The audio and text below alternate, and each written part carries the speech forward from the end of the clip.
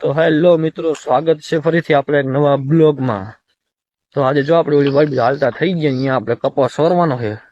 Continue બ્લોગમાં બનાવી દેજો, બધું બતાવવાનું છે આપણે. તો જો અત્યારે વાડી પહોંચી ગયા અને વાડી આવીને છે ને તરત આપણું કામ રહ્યું ને કપાસ સોરવાનું ન હોય. અને બતાવું વાડી આવીને પેલું કામ આપણું શું હોય.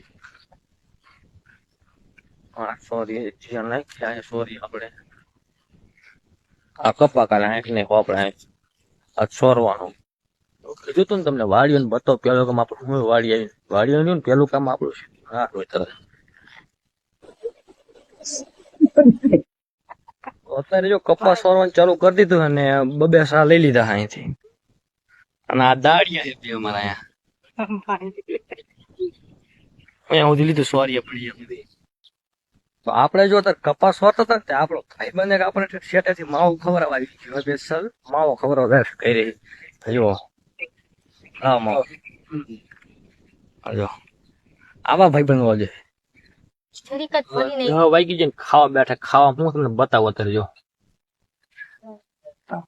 મસાલો રોટલી દાળનું શાક.